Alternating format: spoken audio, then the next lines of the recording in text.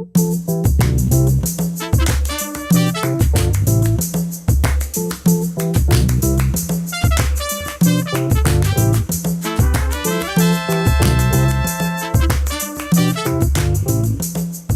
listener-supported KTOO, welcome to Juneau Afternoon, broadcasting live from the homelands of the Occoquan and on demand as a podcast.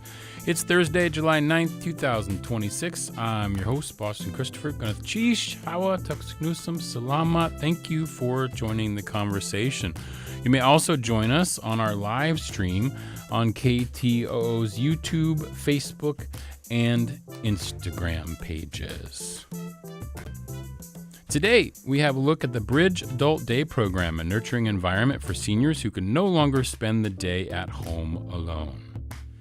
Also, the annual Wander the Wetlands event from Southeast Alaska Land Trust and Discovery Southeast is this Saturday, July 11th. We find out more about this explorative hike.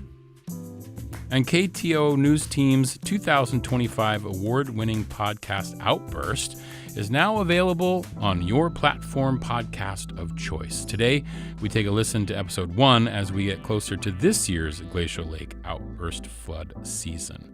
That's all coming up this hour on Juneau Afternoon.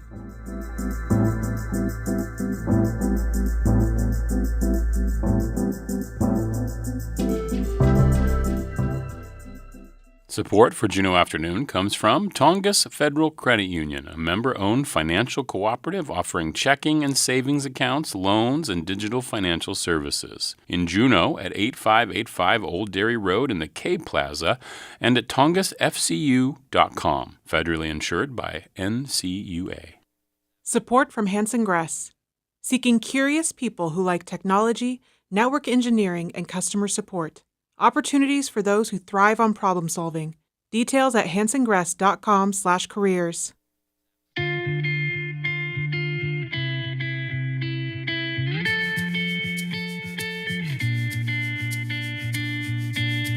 You are listening to community-supported Juneau Afternoon on KTOO at 104.3 Juneau, 91.7 Juneau Ocbay, and online at ktoo.org. Don't forget, you can also stream us on KTOO's YouTube, Facebook, and Instagram pages. I'm Boston Christopher. Today, the Bridge Adult Care Program provides a safe and nurturing environment for seniors who can no longer spend the day alone safely, are isolated, or experience physical and or cognitive impairment. To help them make new friends, the program also provides respite for family caregivers along with education and support. And here to share more about that program today from the Bridge Adult Day Care Program is Michelle Moore. Hi. Hi, Gunnath Chish for being here. Wasiti, how are you today? I'm great. Thank you for having me. Now, are you new at the Bridge Adult Day Care Program? I am. I've been there since the end of November 2025. 2025. And where did you come from? I have been a longtime educator. I taught at Juneau Douglas High School for 20 years, and before that I taught in Texas. So altogether I was a teacher for 36 years. Wow. And I finally retired and was looking for just a second career, something totally different. And I found myself at the Bridge Adult Day Program as their program supervisor, and I now am teaching and playing with elderly, and we have a really good time. That's amazing. I knew your name looked familiar to me. What did you teach? Well, I taught drama there and also English, and for 17 of the 20 years I was at JDHS, I also directed all the plays there. But for the last 3 years before I retired, I gave that up and passed that on to someone else. I see. Mm-hmm. Okay. Do you have a favorite of your plays that you directed there? Yes. It's when we did Les Mis. Oh, wow. Yeah.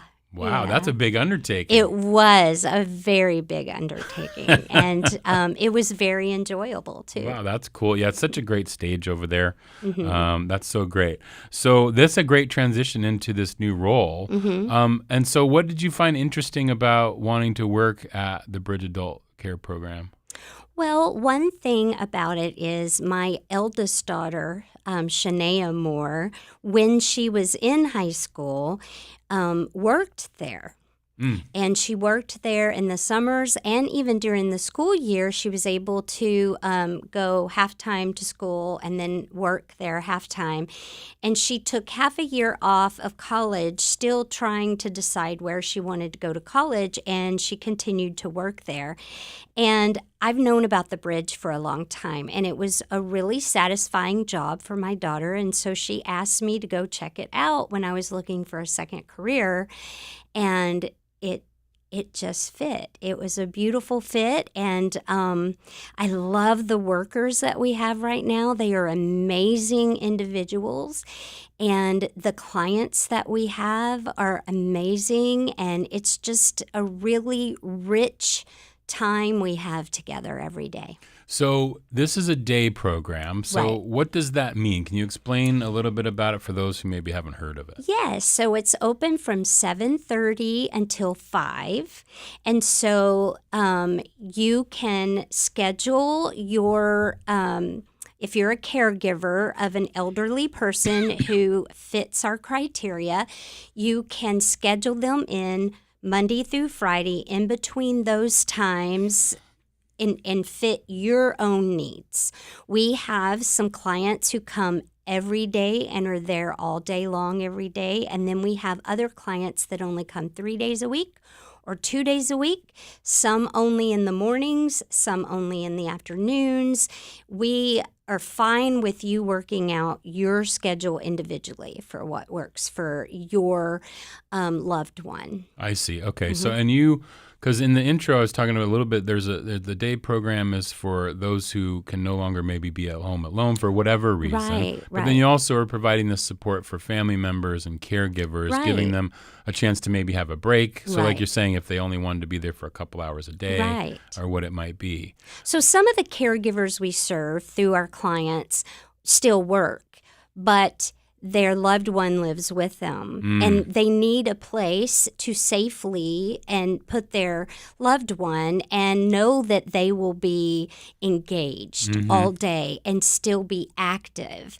Whereas, maybe some of them could be left at home alone, but they would just sit there and watch TV maybe, which isn't good for elderly people.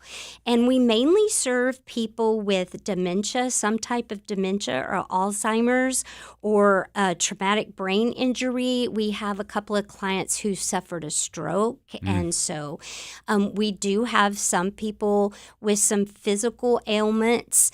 However, our criteria, because the reason why we are called the Bridge is because we are a bridge that bridges people into maybe when they get to a place where they have to be monitored and assisted, like in an assisted living. We are a bridge to that. Right. So our criteria is they need to be 60 years or older.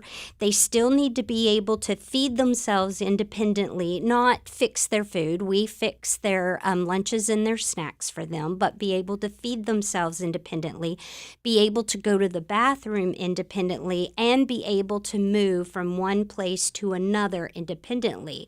Now, that means you can use a walker, you can be in a wheelchair, you can have a cane, but pretty much you can move yourself if needed. I see. Okay. Yeah, that's a perfect definition of a bridge, right? Right. So it's not full-time care, but it's a place to hang out. And like you said, I think one of the big important pieces here is the social interaction, right? Like, so what kind of things are the people doing while they're there during the day? So we do lots of cognitive activities and social activities and physical activities, and we structure those daily throughout the week, and we really plan wisely where we put each type of those activities to fit when they're like cognitive activities. We intermix with social and physical activities, and we plan which of those activities we do based on the time of day when they might be, more awake and active than more, sleepy, and you know how Yeah. in the mornings you're not ready to do a lot of hard cognitive things. Yeah. So we really plan those activities out wisely. And so, some of the things we do, all of it seems like fun. It's all fun, right? We make sure that we're having a good time and we're laughing and we're socializing all day. But some of it's games. We do some dice games and card games, some other types of table games with them. We do physical activities with them, like, cornhole and horseshoe toss, things of that nature. We have many different physical games that we do. And we work on their memory skills, and we have seen our clients really handle dementia issues very well, and it really slows that process of dementia down because we keep the different areas of them, their brain and their bodies active and working, and we just see some beautiful things from our clients. And you said this is available when? It's during the day? Is it just Monday through Friday? Monday through Friday Okay. only, from 7:30 in the morning until 5 at night. Okay. So it's a great bridge, like it is called. And this is the only kind of program available here in Juneau? Juneau, yes. Oh, that's it so interesting. is. I Yeah. know. And it's a wonderful program. And we do accept Medicaid waivers if anyone's on Medicaid waivers. And we also can accept long-term care insurance. If you have long-term care insurance, we give you the paperwork, and you're the one that has to turn that into that insurance company. But we do help you with that. Yeah, that's what I was going to say is how much is this, is it affordable? How do you get involved? Do you have to be referred? Or No, you don't have to be referred. You can call up and talk to me about it. And at the end, I'll give my phone number and our website. But you can call me and talk to me about it. And here's one other thing I'm really excited about this program. I don't know many programs that have this. If you fit the criteria and you want to try it, we give 3 free visits to make sure that this is something that you and your loved one that you want to sign up for this program. It really works for you. If they're happy, they like it, it's engaging for them, and if it works for us. It's a beautiful way from 3 visits to make sure that this is the right place for you before you spend any money. It's interesting because like you see in TV shows and things like that where it's always like the parent doesn't want to go to a place. They don't want to be put in a home. They don't want to be away from their house. But this is more of just like, hey, I can go do this during the day, hang out with some people, play some games, play some cards, do whatever it is. Then I still get to be at home. Right. So that transition period into so you don't have the sort of the separation anxiety from being, fully at your home and then not. Right. That's right. And then do you have, in terms of the caregivers, do you also have like support groups for them? Yes, we do. Tell me a little bit about that. Yes, we do. So we offer things that are happening in the community that help educate them. And sometimes we even offer ourselves as doing some educational, like little workshops. And I'm always putting that in a newsletter that goes out every month to our caregivers.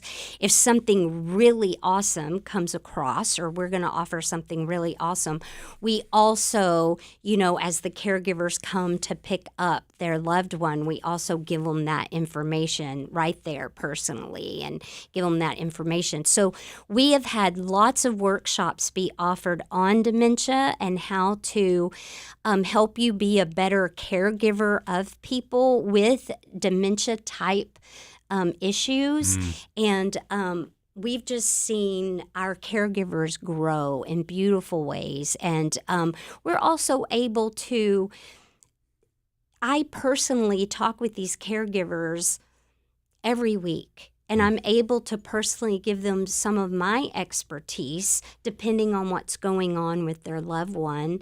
I do that over the phone sometimes even, or through email.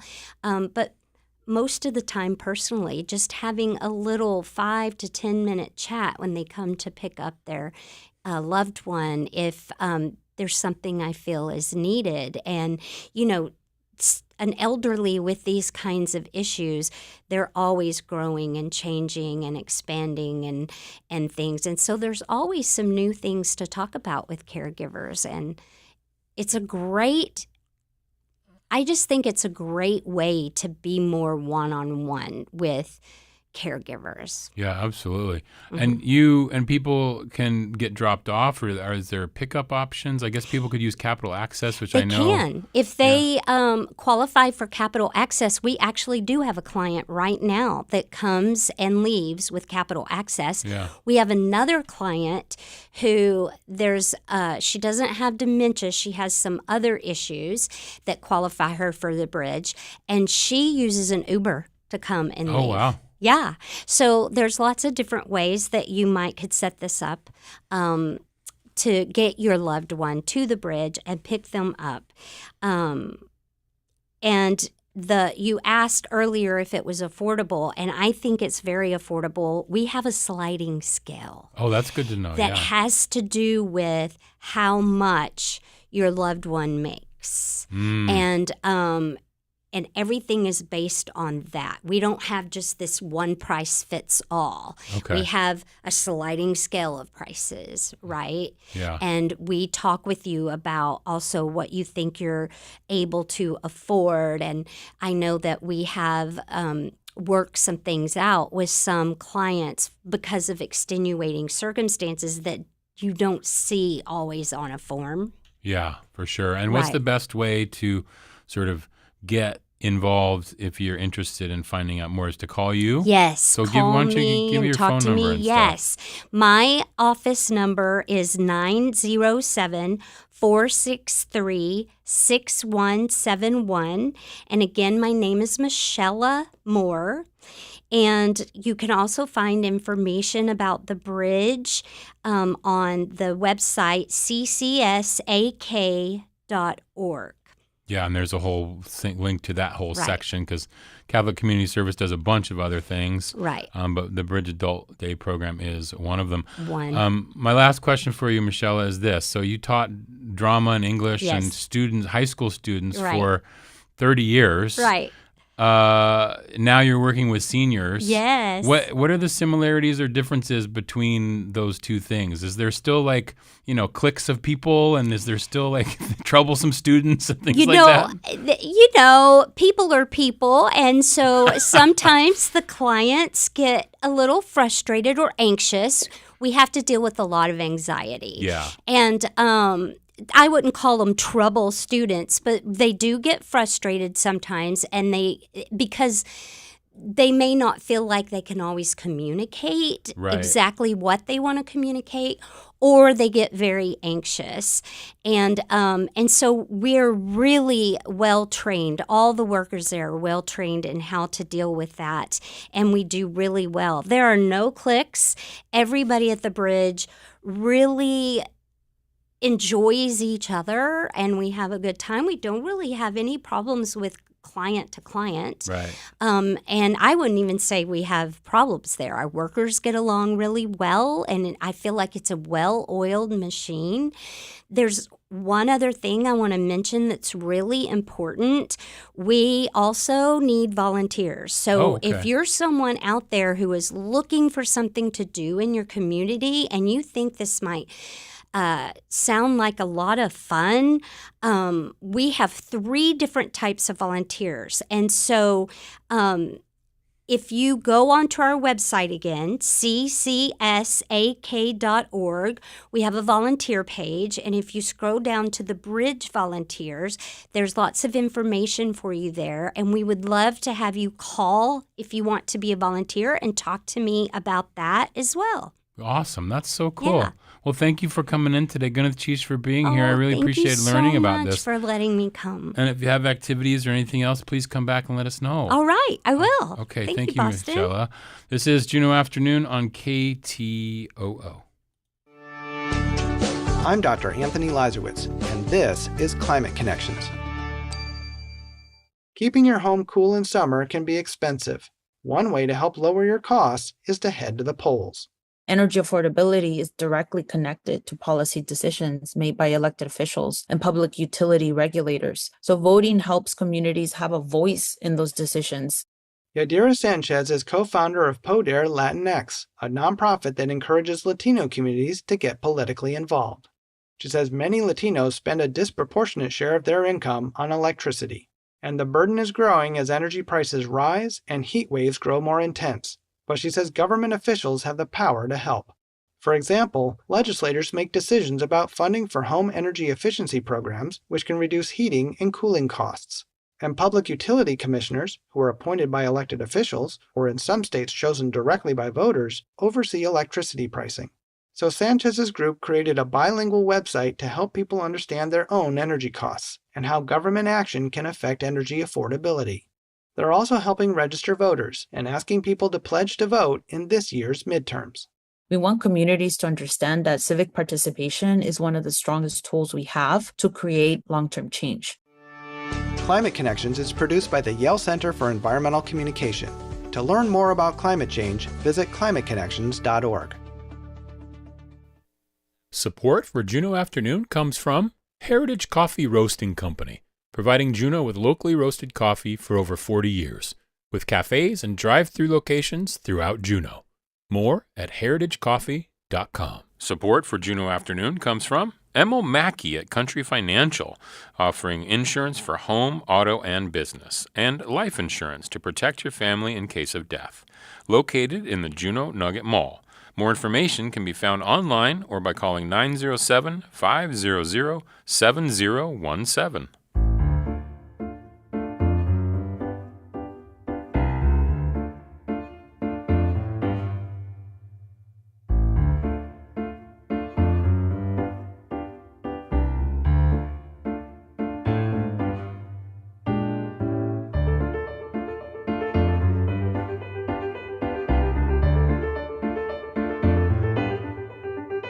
This is Juneau Afternoon from your listener-supported public media station, KTOO. I'm your host, Boston Christopher. The Southeast Alaska Land Trust and Discovery Southeast are holding their annual Wander the Wetlands guided hike on conservation lands in Juneau. It's this Saturday, July 11th at noon. And I am joined now in the studio by expert naturalists and Discovery Southeast founders, Steve Murley and Richard Karstensen. And they're going to lead the walk and share all of their wisdom, every piece of wisdom that they have about outdoor exploration in Juneau, all in a couple hours on Saturday. And then we also have in the studio with us Matt Robus, who's the board president from Southeast Alaska Land Trust. Gunithchishwasiti, how are you today, Matt? I'm fine, Boston. Thanks for having us. Excellent. Richard, how are you today? I'm great, Boston. Excellent. Thank you so much for being here. And Steve, how's it going? It's going well, Boston. Thank you. Yeah, we have one mic down today, so Steve and Richard are going to share, which is good because you have to take turns practicing talking, not at the same time, right? So that's good. So let me start with you, Matt. Tell me a little bit about the Land Trust and sort of working with Discovery Southeast to have this Wander the Wetlands event. Well, the Land Trust, one of our major activities is conserving valuable pieces of habitat in Southeast Alaska. Most of it is pretty close around Juneau. And we'd like to help people understand the values that we're conserving on those lands. And this type of walk and other events that we do, such as bird walks with Juneau Audubon and so on, are designed to just bring people out on our lands and see what those lands hold and what they support. And so the Wander in the Wetlands this year, again, is going to be in our Montana Creek parcel. And that is of interest not only because it's got very good habitat, especially for small passerine birds, but also various mammals and other critters. But it also performs potentially a flood mitigation function, and in this town right now, that's really important to understand. And that's one of the things that wetlands can do is to kind of mediate flooding. And between the CBJ lands and this piece of land on the west bank of the Mendenhall River, it could play somewhat of a of a role in softening the flood a little bit this year and in future years. So I know that the wetlands is a giant piece of land, right? I'm just showing the map for those who might be on the stream from the state game refuge or from the State Department.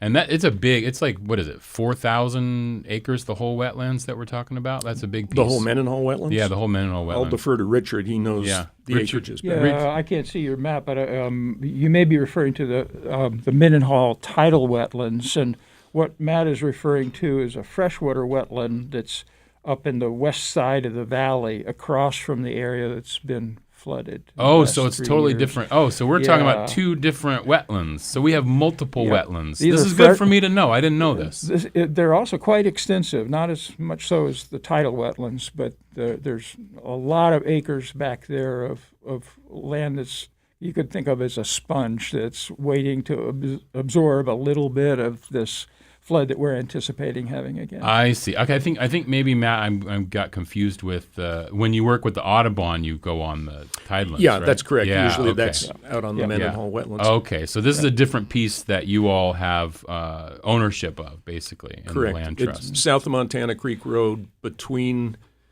kind of River Road on the east, the Mendenhall River Valley or channel, and Montana Creek on the west. I see. Okay, so Richard, how big is this parcel that the land trust has? Do you know? I'd have to look at a map, but it's in the tens of acres. Yeah, okay. Probably 100 acres. I think it's 127 acres. 127, okay. Yeah. The records. Yeah. The official records. Wow, so you got that on your top of your head? He's got notes. I've got a paper here. So, Richard, you're talking a little bit about how this can sort of be a mitigation for the flooding. Can you talk a little bit about that? It's at least very connected with the river. There are models that people can see when they go on the flood portal that you can bump up the projected flooding level from 15 to 16 to 17 to 18 feet. And watch what happens on the west side of the river, not the developed part, but watch what happens when you go from 17 to 18 feet. Suddenly, that whole surface is projected to be flooded. Oh, wow. So in a very severe flood, it would be underwater as well. And one thing we'd like to do on Saturday is, if you think about the HESCOs and all the riprap that's been put in along the river, the flood barriers, we'll be on the undeveloped side looking across at that for a lot of the walk, and we'll be able to think about, okay, how do these things affect each other? How does building a barrier on one side of the river affect the level of flooding on the other side? Interesting. Okay. And Steve, grab the mic. You guys have been doing this walk for a couple of years, number of years. How many years has this been? Yeah, we've done it 5 times. Okay. Yeah, 5 times. And what can people expect? Who should come to this walk, I guess, is what I'm trying to figure out. That's a great question. Yeah. Anybody can do this walk. It'll be variable between being on the trail that runs through that section, and in some ways we like to go off trail and have the experience of what that land really looks like and feels like. Okay. So and like if I'm coming on the walk, what am I anticipating to learn? I guess what am I going to learn about? Well, I think that's the walk itself. Which is what I've been doing with kids for a long time, is just to have the physical experience of navigating that country. Right. Whether you take in particular aspects or concepts of that place, your body's still walking through it and getting a feel for what it's like to be there. Yeah. Yeah. And I know Discovery Southeast, you all work throughout the year taking kids out to different places, right? And Yeah, just mainly sort of kids. Getting them to have the experience of being outdoors on the land, Right. And doing these sorts of things. So this could be for families or for, anybody, right? This is for anybody who wants. This is public. Right. Yeah. And do you have to register, or do I just show up? We'd like people to register just so we have an idea of how many people are coming, but it's not like we have a hard limit or anything, and we would like to encourage more people to think about coming out. Yeah. You can go to, is it Discovery Southeast or? The Land Trust is doing the registration. Okay, so the Land Trust is on our website, would be doing the registration. So that's sealt.org, I believe, right? Right. Yeah. Or you can just Google or put in your favorite search engine, Southeast Alaska Land Trust. You'll find their website, and you can see where you might be able to register for this. I'm sure there's something on Facebook too, right? Something, probably an event on there.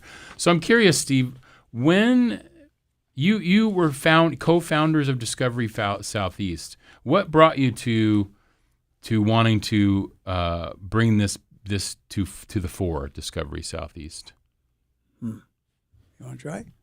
You want to try? I'll Rick? do it. Okay. Well, we were both guides with Alaska Discovery a long time ago. Yeah. And one of the things that started to creep into our awareness is that we're taking tourists out to Glacier Bay or out into icy straits and all that stuff. But there was some pull to come back in and do some activities or learning for folks that we live with and take it out of the tourist thing. Yeah. And it turned out that Richard was out in the Boy Scout camp for a long time, and there were teachers from Harborview who'd go out there and spend a whole week with a classroom. And Richard sort of started to notice that, and he was becoming himself his own kind of naturalist and began to share with that group of teachers. I see. And the following year or so, I think that's right, they invited him into a classroom, and that's kind of like gave us this opportunity to go, wow, we could do this with younger kids and of all ages. We're right now, Discovery Southeast is with preschool kids all the way to 8th grade.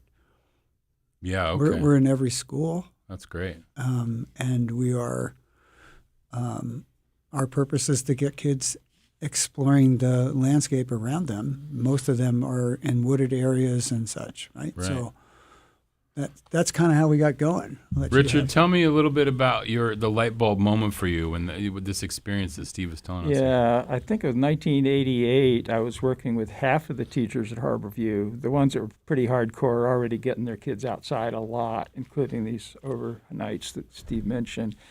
And the other teachers got jealous. They saw they were having so much fun, they wanted in on it. Yeah. So we started applying for grants, and our first director, Scott Berlinski, who's now over in Sitka, he managed to get us funding, and we did a full year with Harborview. That was what launched it, and then the other schools started getting jealous, and we started expanding out into the rest of the district. And this was, you said 1988?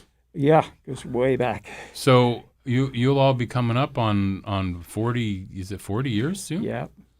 Wow, a couple years. That's amazing. I just met, I think, the first grandchild of a former nature studies student. That's what I was going to say. You're probably starting to see the generations. We not only have, we've had many board members who were nature studies kids, and now we're going into the grandchild generation. Oh, that's amazing. That's really cool. Yeah. I goofed up before. In order to register, you need to go to a website that's called tinyurl.com/wander2026. The 2026 is numerals. Or you can call the Land Trust at 586-3100, and we will register you. Okay, that's good. I like a tiny URL because that's nice. So tinyurl.com/wander2026. Yes. Yeah, absolutely. Okay, that's really cool. That's great to know. Or just call the Land Trust at the main line and you can get on the list. Right. And so how long is this going to be on Saturday? It's noon, right? And so I register and then I show up. And then how long are we going to be? 4 hours. 4 hours? Yeah. Oh, we got to bring snacks, yep. Right? We should probably bring Good a backpack idea. with some water, some snacks. Gear. What kind of rain gear? Rain gear. I was going to say, what kind of footwear should I be? This could be a wet hike, so red rubber boots are recommended. Okay. Wow. And will I see wildlife on this? We'll certainly see. We can promise you sign, and we can promise you bird song, but what wildlife is going to privilege us with a view, we cannot guarantee. Right. There's no guarantees ever, right? That's the There's thing no about wildlife. Yeah, Yeah. there's no guarantees ever.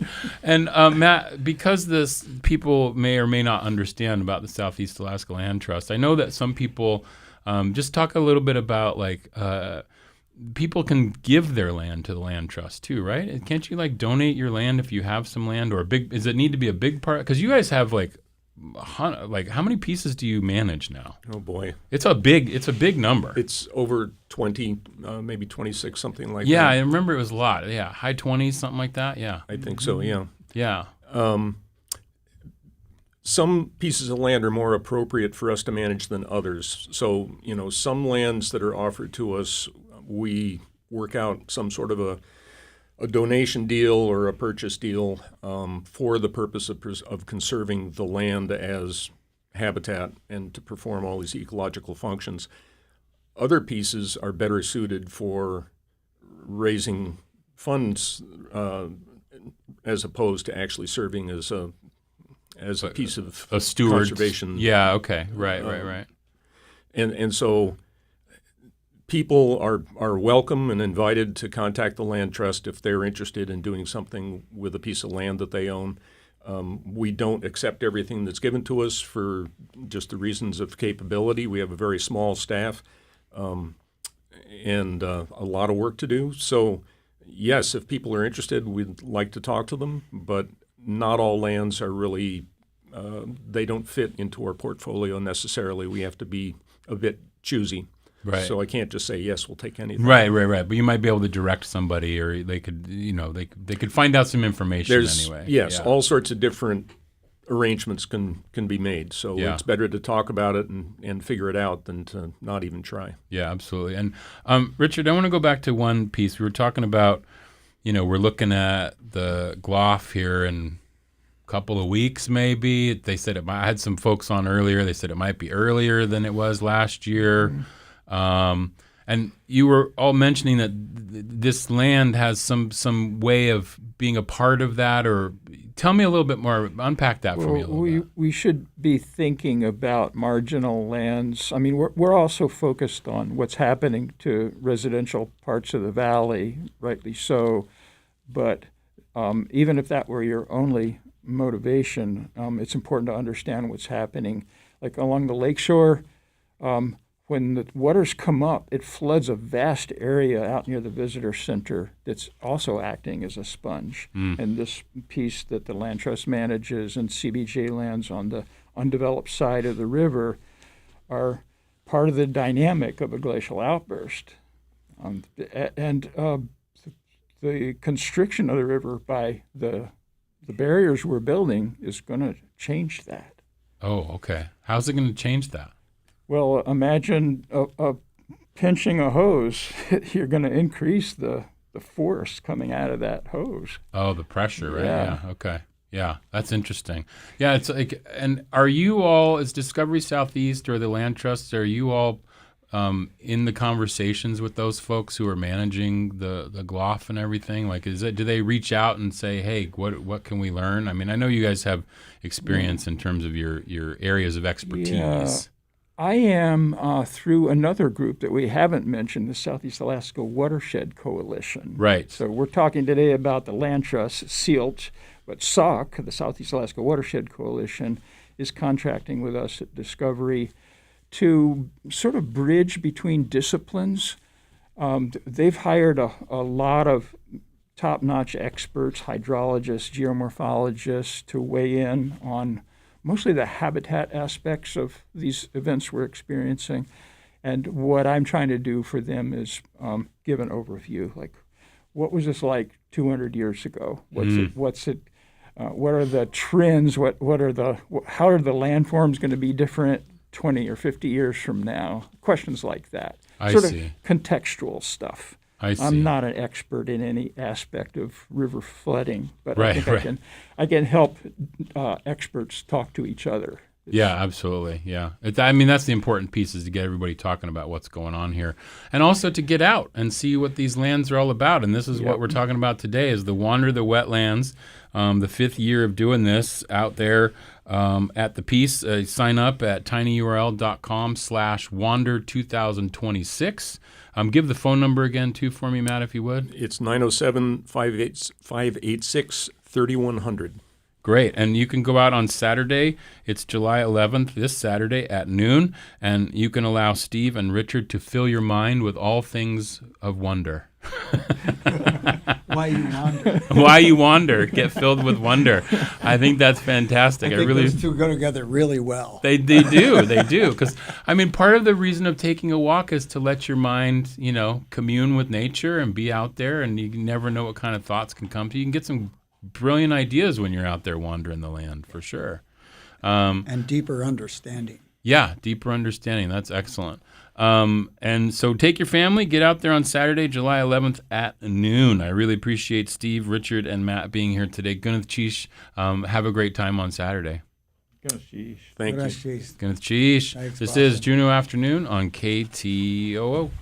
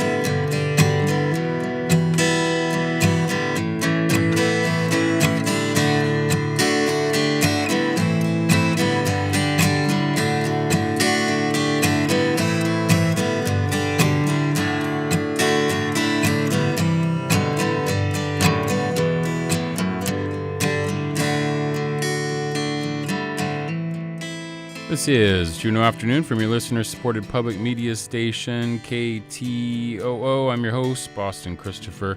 Speaking of the Glacier Lake outburst flood season, last year KTOO News produced a podcast called Outburst.